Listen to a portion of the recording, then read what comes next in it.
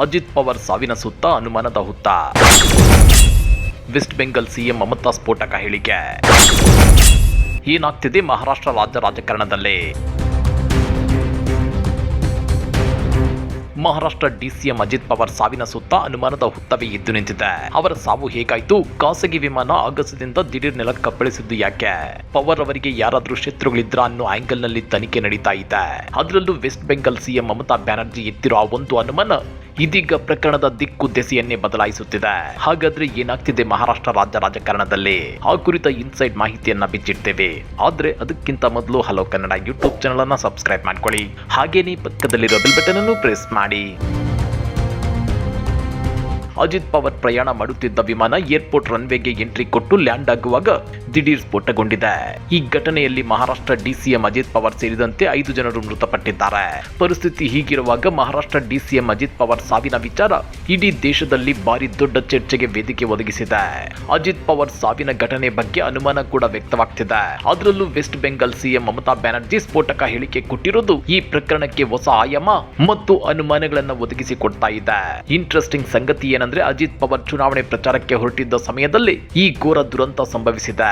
ಮಹಾರಾಷ್ಟ್ರ ರಾಜ್ಯದಲ್ಲಿ ಇದೀಗ ಸ್ಥಳೀಯ ಸಂಸ್ಥೆಗಳ ಚುನಾವಣೆ ನಡೆಯುತ್ತಿದ್ದು, ಚುನಾವಣೆಗಾಗಿ ಪ್ರಚಾರ ಮಾಡಲು ಎನ್ಸಿಪಿ ನಾಯಕ ಮತ್ತು ಮಹಾರಾಷ್ಟ್ರ ಡಿಸಿಎಂ ಅಜಿತ್ ಪವಾರ್ ಪ್ರಯಾಣ ಮಾಡುತ್ತಿದ್ರು ಎನ್ನಲಾಗಿದೆ.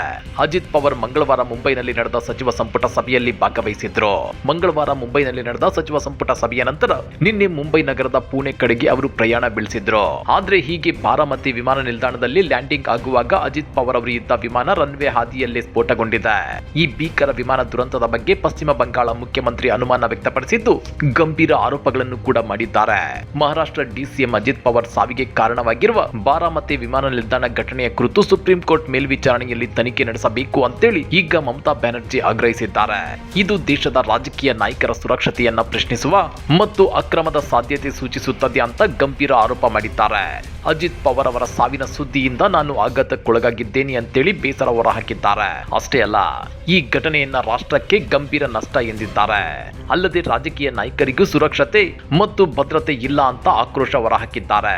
ಇದೇ ಸಮಯದಲ್ಲಿ ಮತ್ತೊಂದು ಆರೋಪ ಕೂಡ ಮಾಡಿರೋ ಮಮತಾ ಬ್ಯಾನರ್ಜಿ ಅಜಿತ್ ಪವಾರ್ ಬಿಜೆಪಿ ತೊರೆಯಲು ಯೋಚಿಸುತ್ತಿದ್ದಾರೆ ಎಂದು ಸೂಚಿಸುವ ಸೋಷಿಯಲ್ ಮೀಡಿಯಾ ಪೋಸ್ಟ್ಗಳು ಇತ್ತೀಚೆಗೆ ವೈರಲ್ ಆಗಿದ್ವು ಅಂತ ಉಲ್ಲೇಖಿಸಿದ್ದಾರೆ. ಆ ಮೂಲಕ ಅಜಿತ್ ಪವಾರ್ ಸಾವಿನ ವಿಚಾರ ಕೂಡ ರಾಜಕೀಯ ರೂಪ ಪಡೆಯುತ್ತಿದೆ.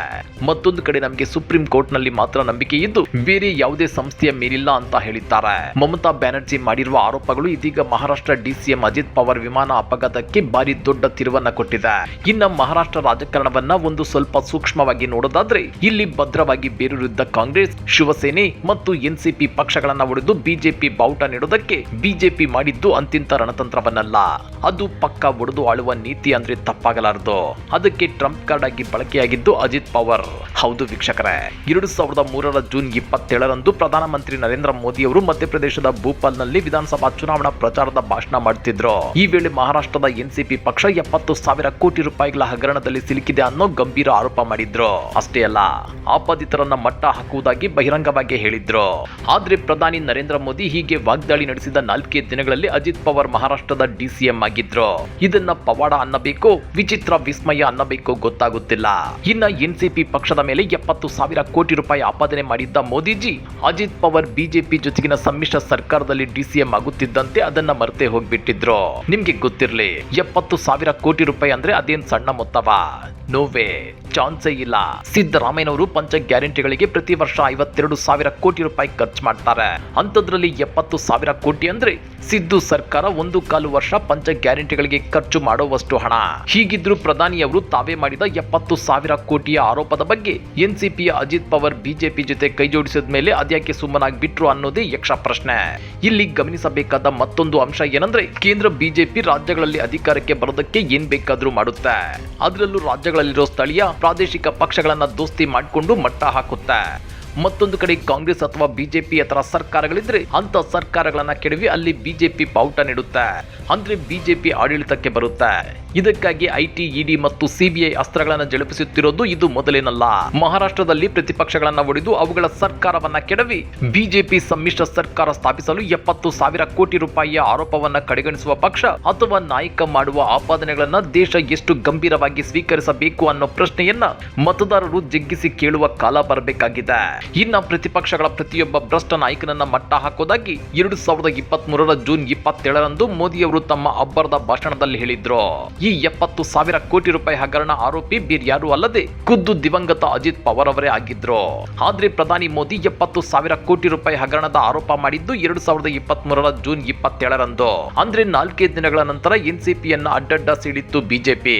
ಎನ್ಸಿಪಿ ನಾಯಕ ಅಜಿತ್ ಪವಾರ್ ಮತ್ತು ಅವರ ಬಣವನ್ನ ಸಮ್ಮಿಶ್ರ ಸರ್ಕಾರಕ್ಕೆ ಸೇರಿಸಿಕೊಂಡು ಡಿಸಿಎಂ ಹುದ್ದೆಯನ್ನು ಅವರಿಗೆ ಕೊಟ್ಟಿತ್ತು. ಅವರೊಂದಿಗೆ ಬಂದಿರುವ ಇತರೆ ಶಾಸಕರಿಗೆ ಮಂತ್ರಿ ಸ್ಥಾನಗಳನ್ನು ಕೊಟ್ಟಿತ್ತು. ಈ ಶಾಸಕರ ಮೇಲೆಯೂ ಭ್ರಷ್ಟಾಚಾರದ ಗಂಭೀರ ಆರೋಪಗಳಿದ್ವು. ಅಜಿತ್ ಪವಾರ್ ಮತ್ತು ಅವರ ಸಮೀಪ ವರ್ತಿಗಳ ಮೇಲೆ ಆದಾಯ ತೆರಿಗೆ ಜಾರಿ ನಿರ್ದೇಶನಾಲಯದಂತಹ ಕೇಂದ್ರೀಯ ಏಜೆನ್ಸಿಗಳನ್ನ ಚೂಬಿಟ್ಟಿದ್ದು ಇದೇ ಮೋದಿ ಸರ್ಕಾರ. ಅಜಿತ್ ಪವಾರ್ ಜೊತೆ ಬಿಜೆಪಿ ಸಂಘ ಬೆಳೆಸಿರುವ ಎನ್ಸಿಪಿ ಪಕ್ಷದ ಪ್ರಫುಲ್ ಪಾಟೀಲ್ ಆಸ್ತಿ ಪಾಸ್ತಿಗಳನ್ನ ಇಡಿ ಅಧಿಕಾರಿಗಳು 2022ರಲ್ಲೇ ಮುಟ್ಟುಗೋಲು ಹಾಕಿಕೊಂಡಿದ್ರು. ತಾವು ಈ ಹಿಂದೆ ಮಹಾರಾಷ್ಟ್ರದ ಲೋಕೋಪಯೋಗಿ ಸಚಿವರಾಗಿದ್ದಾಗ ಸಾವಿರಾರು ಕೋಟಿ ರೂಪಾಯಿಗಳ ಹಗರಣಕ್ಕಾಗಿ 2 ವರ್ಷ ಜೈಲಿನಲ್ಲಿದ್ದು ಹೊರಬಂದಿರುವ ಇದೇ ಪಕ್ಷದ ಮತ್ತೊಬ್ಬ ತಳಿಯಾಲು ಛಗನ್ ಭುಜಬಲ್. ಇಂತಹುದೇ ಮತ್ತೊಬ್ಬ ನಾಯಕ ಹಸನ್ ಮುಷ್ರಿಫ್. ಇಡಿ ಅಧಿಕಾರಿಗಳು ಈತನ ಬೆನ್ನನ್ನು ಬಿದ್ದಿದ್ರು. ಅಜಿತ್ ದಾದ ಜೈಲಿನ ಕಂಬಿ ಎಣಿಸುವಂತೆ ಮಾಡ್ತೇವೆ, ಜೈಲಿನಲ್ಲಿ ಹಿಟ್ಟು ಬೀಸಲು ಹಚ್ಚುತ್ತೇವೆ ಎಂದೆಲ್ಲ ಅಂದು ಸಾರ್ವಜನಿಕ ಭಾಷಣ ಮಾಡಿ ಪ್ರತಾಪ ಕೊಚ್ಚಿಕೊಂಡಿದ್ರು ಮಹಾರಾಷ್ಟ್ರದ ಹಾಲಿ ಸಿಎಂ ದೇವೇಂದ್ರ ಫಡ್ನವೀಸ್. 2023ರಲ್ಲಿ ಮೋದಿ ಆಡಿದ್ದ ಮಾತುಗಳನ್ನ 4 ದಿನಗಳಲ್ಲಿ ನುಂಗಿಕೊಳ್ಳುವಂತೆ ಮನವರಿಕೆ ಮಾಡಿದವರು ಇದೇ ಫಡ್ನವೀಸ್ ಅವರು.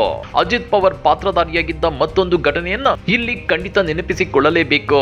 ಅದೇನೆಂದ್ರೆ 2019ರಲ್ಲಿ ಅಜಿತ್ ಪವಾರ್ ಅವರನ್ನ ರಾತ್ರೋರಾತ್ರಿ ಅಪಹರಿಸಿ ಬೆಳಗಿನ ಜಾವವೇ ಅವರಿಗೆ ಡಿಸಿಎಂ ಪೋಸ್ಟ್ ಕೊಟ್ಟಿತ್ತು ಬಿಜೆಪಿ. ಮುಖ್ಯಮಂತ್ರಿಯಾಗಿ ಪ್ರಮಾಣ ವಚನ ತೆಗೆದುಕೊಂಡವರು ಫಡ್ನವೀಸ್ ಅವರೇ. ಮೋದಿ ಮತ್ತು ಅಮಿತ್ ಶಾ ಅವರ ಅನುಮತಿಯಿಂದಲೇ ಈ ಕಾರ್ಯಾಚರಣೆ ಜರುಗಿತ್ತು. ಆ ಸಂದರ್ಭದಲ್ಲಿ ಅಜಿತ್ ಪವಾರ್ ಮೇಲಿನ 70,000 ಕೋಟಿ ರೂಪಾಯಿಗಳ ಆಪಾದನೆಯನ್ನ ಹಿಂಪಡೆಯಲಾಗಿದೆ ಅಂತ ಘೋಷಿಸಲಾಗಿತ್ತು. ಅಜಿತ್ ಪವಾರ್ ಮತ್ತೆ ಎನ್ಸಿಪಿಗೆ ಮರಳಿದ ಕೂಡಲೇ ಈ ಆಪಾದನೆಗೆ ಜೀವ ಬರುತ್ತದೆ. ತೊರೆದ ತಕ್ಷಣ ಅಡಗಿ ಹೋಗುತ್ತದೆ. ಶರದ್ ಪವಾರ್ ಸ್ಥಾಪಿಸಿದ ಎನ್ಸಿಪಿಯನ್ನು ಬಾಳಾ ಸಾಹೇಬ್ ಠಾಕ್ರೆ ಹುಟ್ಟು ಹಾಕಿ ಬೆಳೆಸಿದ ಶಿವಸೇನೆಯನ್ನು ಒಡೆದು ಹೋಳು ಮಾಡಿ ಮಹಾವಿಕಾಸ್ ಅಘಾಡಿ ಸರ್ಕಾರವನ್ನ ಕೆಡವಿ ಶಿಂದೆ ಪವಾರ್ ಫಡ್ನವೀಸ್ ಸರ್ಕಾರವನ್ನ ರಚಿಸಿತ್ತು ಮೋಶಾ ಜೋಡಿ. ಬಿಜೆಪಿ ಬಳಿ ದೈತ್ಯ ವಾಷಿಂಗ್ ಮಿಷಿನ್ ಇದೆ. ಈ ವಾಷಿಂಗ್ ಮಿಷಿನ್ ಗೆ ಬಳಸುವ ನೀರು ಸಾಕ್ಷಾತ್ ಗಂಗಾ ಜಲ. ಹೀಗಾಗಿ ಈ ವಾಷಿಂಗ್ ಮಿಷಿನ್ ಗೆ ಹಾಕಿದ್ರೆ ಭ್ರಷ್ಟಾತಿ ಭ್ರಷ್ಟರು ಕಡು ಪಾತಕಿಗಳು ಪರಮ ಪವಿತ್ರರಾಗಿ ಹೊರಬರುತ್ತಾರೆ ಅನ್ನೋ ವ್ಯಂಗ್ಯವು ಚಾಲ್ತಿಗೆ ಬಂದಿತ್ತು.